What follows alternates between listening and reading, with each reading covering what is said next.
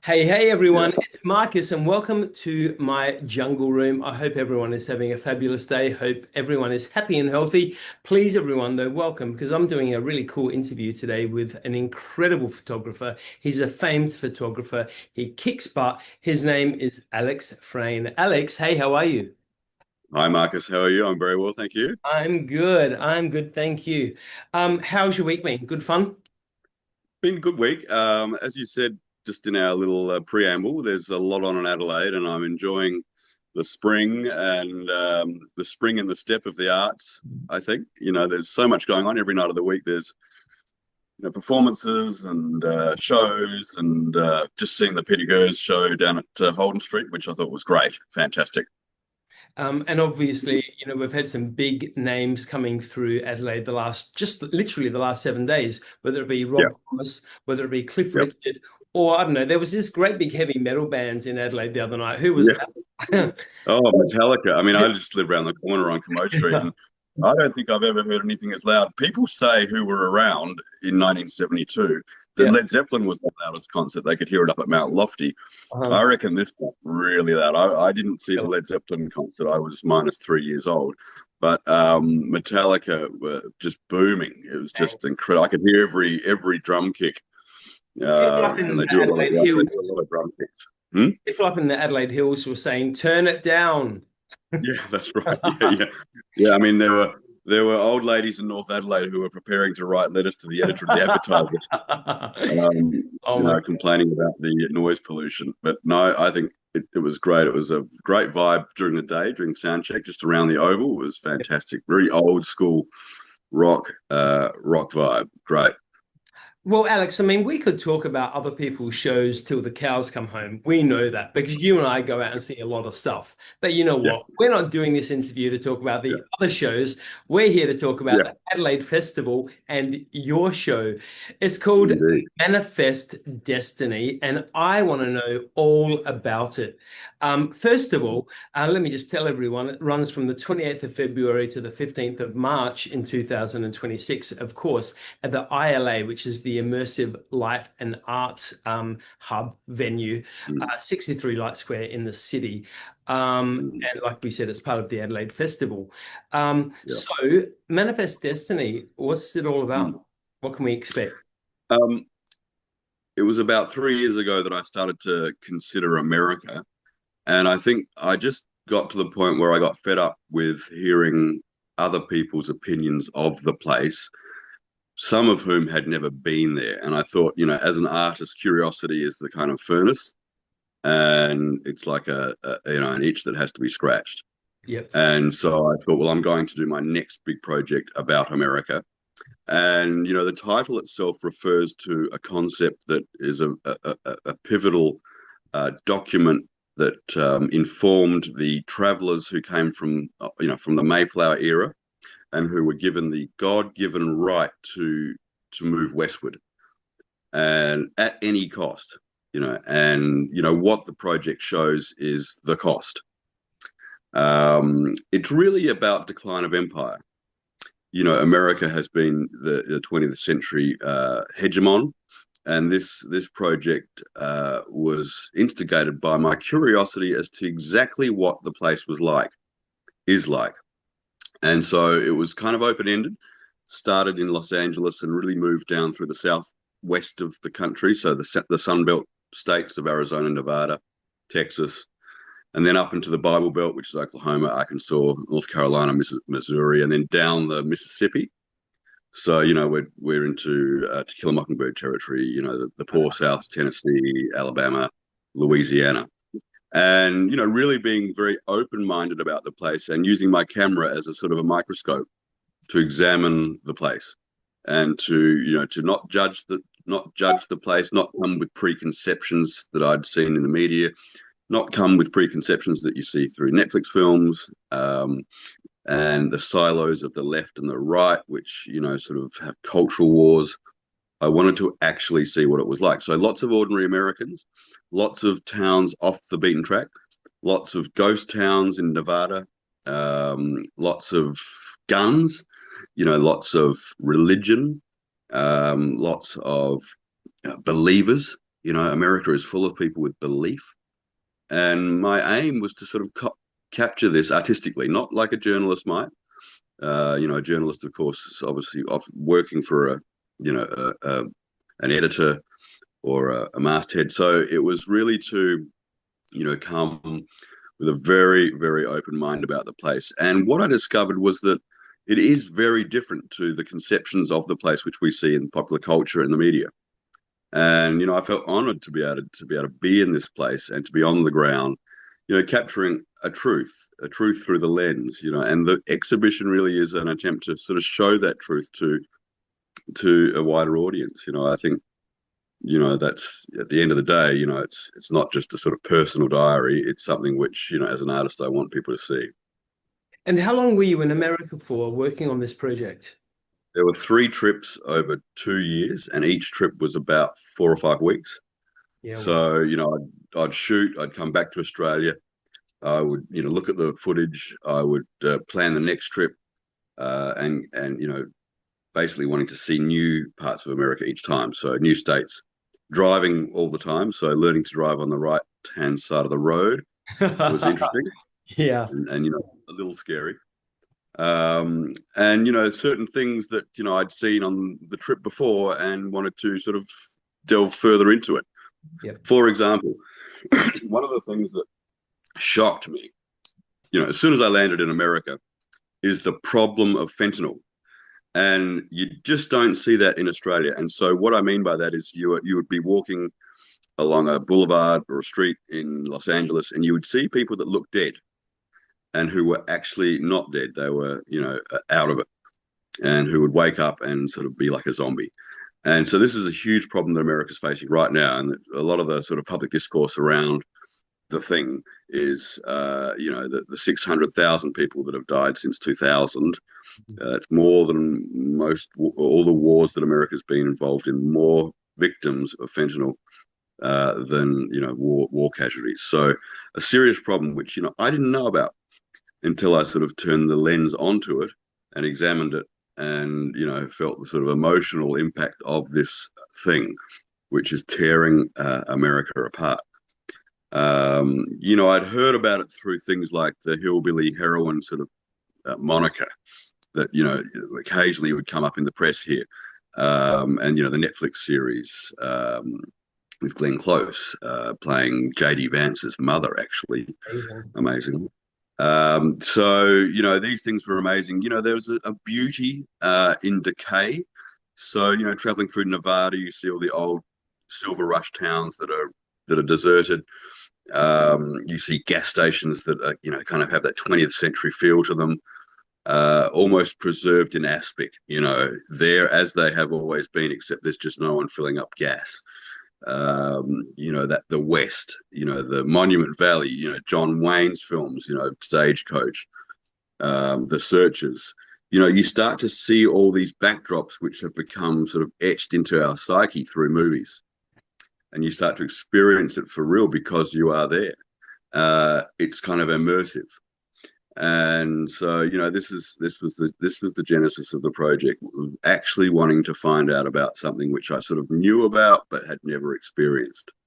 And it's very satisfying to put together a collection of work that, addresses some of the problems of a declining empire.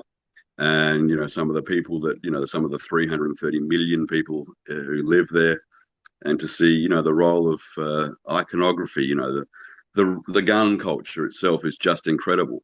I met people who carry guns around in their purses and glove boxes for protection. We don't see that in Australia. That's not something that you see, thank God, that you don't see here as much as you do there. And a place like Texas, you see people with concealed carry, they walk around with guns on them legally. I met a couple of sisters in Los Angeles who had like 2,000 guns and who love guns and who hire these guns out to films. And the sort of casual disposition of some of these people who, because it's such a part of the American culture, it's not a big deal. It's not something that, raises alarms like it would here. I mean, imagine walking down Halifax Street wearing a Luger. Yeah. You certainly soon find out the consequences of that. Gosh, Not yeah. America.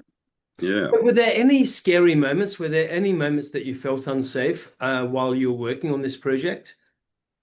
Yeah, I mean, I spent a lot of time in Los Angeles, a very diverse city. It's got a huge array of problems, and I thought the least interesting aspect of LA would be to sort of hang around in Hollywood and go to the studios and go on those tours, or sort of loll around Venice Beach, which I liked. And these are the sort of touristy parts of Los Angeles. So I decided to sort of go into South Central LA, which is the Bloods and the Crips areas, Yeah. and to find out these sort of hidden or unseen parts of the city.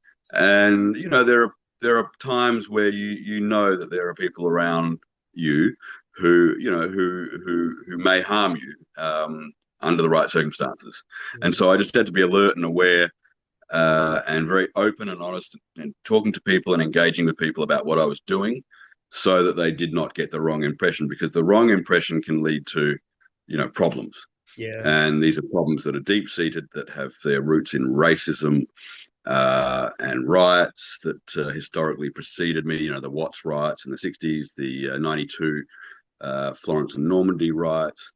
These sort of things, loom large. And, I think I know that stuff well enough to know, how to be in these places and how to sort of engage with the terrain. I saw physical violence, which I had not, the scale of which I had not seen in Australia. Wow. I was on a bus and there was racial tension. The racial fault lines are not just between, black and white, these kind of binary notions. They're also between Hispanic and black people. There are some real problems to do with employment and people coming up from Mexico, and these sort of bubble away at the surface and occasionally explode. I saw a woman bash up a guy on a bus in front of everybody, and it was horrific. And there were certain things that led to that. It didn't just happen. There was a percolation of violence that expressed itself um, openly. And this is the sort of thing I saw in America, things that, come out in the open, that explode and are kind of not normalized, but, a shock to a traveler, to someone coming in. Yeah. And they do revolve around the classic sort of silos of race, class, ethnicity, poverty versus wealth, the haves and the have-nots, the areas that you should and shouldn't be in. These things I saw, and in a sober way, because they were during the middle of the day. Yeah. Damn. So, I Yeah, mean, obviously, I mean, it's all very great, to create that incredible content out of this stuff, but it's, very provoking and very, intimidating, and, it yeah, brings across all these brand new emotions as a human being, I'm sure, seeing all of this, yeah, despite the fact that there's an incredible art exhibition about it all. yeah. But tell me, what was, I'm sure there's many highlights, during your period of, collecting this incredible work. But what is the one highlight that you can think of right now that stands out as one of your most beautiful experiences that you experienced? I think some of the most beautiful stuff I saw was in, what I would call the old South, Mm. the side of America which lost the Civil War, and which has kind of paid the price of being reticent and not wanting to be progressive, like the North. And I saw beautiful rural scenes that really reminded me of some of the literature that comes out of that part of America. Tennessee Williams, Streetcar Named Desire, Glass Menagerie, To Kill a Mockingbird, In the Heat of the Night. I saw towns that, had not become commercialized and commodified, or touristy, Yeah. that had not been dealt into sort of neoliberal ideology. And the people I met in those towns, I will never forget, because the religion is a big thing, and it's not to be sneered at, not to be sort of satirized openly to these people, because that is not my role. I'm not a satirist or a parody type of photographer. I'm not into that sort of that kind of easy humor. I met a woman in Oklahoma in a lift who asked about what I was doing. She saw the camera around the neck, and I told her, and she then blessed me. And at first I thought this was sort of irony, but she did a prayer right then and there, for the safety of me and that I would get good shots. And I just thought, this is something incredible. This is something I had never experienced. Americans don't have that sort of view of religion, which is that it should be just satirized and taken the piss out of, like us Aussies do all the time. So I saw that, and just it made me feel kind of small. A small player in a big country that's struggling in a big way. That has huge problems. So I'm not religious myself, but I just appreciated the sort of non-ironicness of the whole thing in this lift in Oklahoma. Yeah, Oh, holy moly. Hey, a couple more yeah, questions for you. This is a bit of a fun one. But is there a location or a mm, human that is on your yeah. wish list that you would love to photograph? I would love to photograph Jessica Lange. In fact, when I was preparing for all these shoots, I always do a sort of a bucket list or wish list of people I'd like to meet, and she's always on it. I love her work. I actually watched The Postman Always Rings twice the other night, and sort of reiterated how much I'd like to photograph her Mm. for her sort of beautiful old world looks and her incredible talent as an actor Oh, and her longevity. yeah. She was, of course, played Frances Framer, an iconic role of the early '80s. There are things that I didn't get to see. I'd love to go back and shoot, Monument Valley in Utah. Um, I'd love to, to walk through that area in Yosemite National Park in Northern California, of course. Uh, These are all things that are on the agenda because this series is only a third done.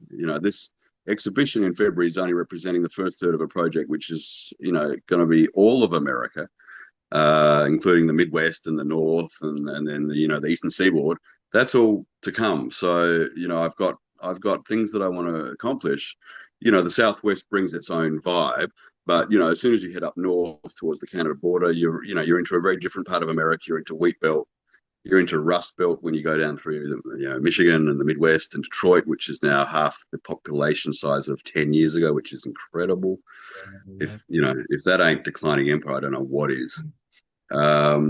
Chicago, which has the jazz pedigree, which is my favorite sort of art form other than photography. I want to go to Chicago and New York. Just elected a new mayor, so there's things to do, and many things to see in America. National parks, they do them brilliantly. We could learn a thing or two about how they manage that side of things. I'd like to look at the nations. I'm talking the Navajo and the Cherokee nations, which are sort of hidden from view a little bit. I didn't get much time to explore that fascinating bigger history, the long view of history, which inevitably involves Indigenous Americans. Didn't see that, and that's something I'm daily getting more curious about.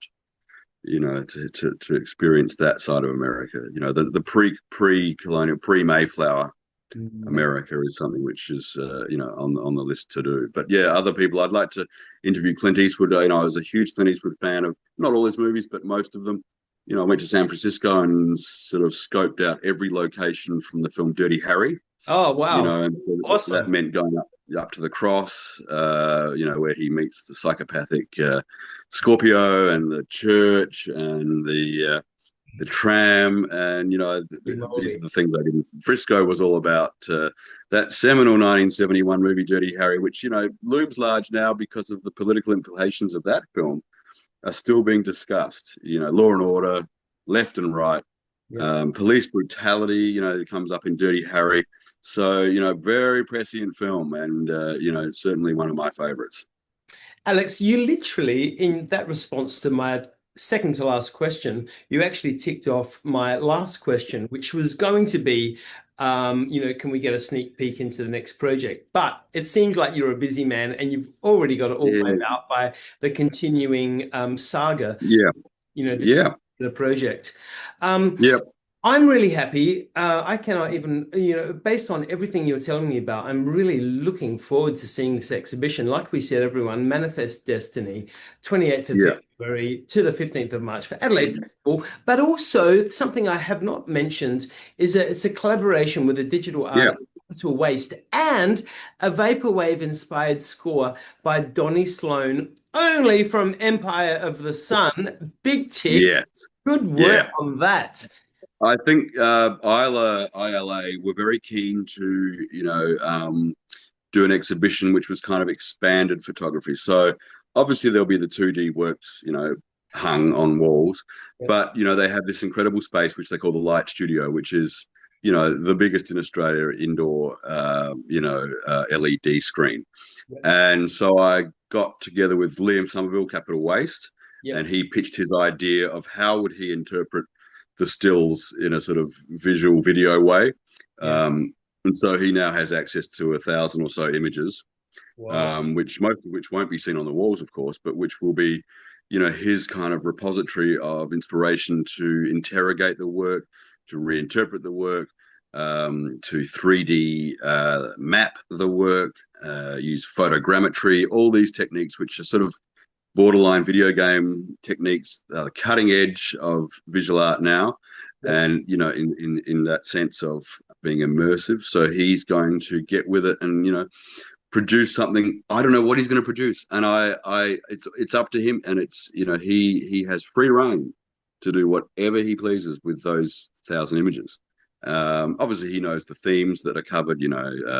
Firearms, religion, fentanyl, decay. He's au fait with all that stuff. He gets it. But how he manages to remap my map is going to be fascinating. Donnie Sloan, I went to school with him, and we were in a band together before he Wow. joined Sneaky Sound No System way. and Panau, and then he penned those pivotal, the crucial hits of Empire of the Sun, Walking on a Dream and We Are Yeah. the People. I love that music. I Oh, got in contact with him. He lives in LA, and I said, how about a score which can be played just ambient in the room for the gallery and also in the LED studio room. So he's, going to come up with something. Yeah, we talked about vaporwave, which I love.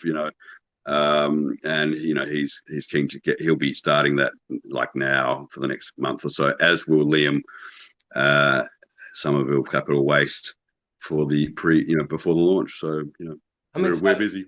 February will Mm. be here before we know it. I cannot wait. I'm definitely going to come along because, everything that you've said just absolutely entices me to want to Yeah, experience what you've created in this project. Alex yeah, Frayne, everybody, please get along. Like we said, it's Manifest Destiny, part of Adelaide Festival for 2026. Alex, what an absolute pleasure. I cannot wait to pleasure. chat more. I cannot wait to see the exhibition, and peace Yep. and kindness to you. Thanks, Marcus. Keep up what you're doing. It's amazing. You're Thanks, doing my you're doing friend. your occupying that space. All right. See you. Bye.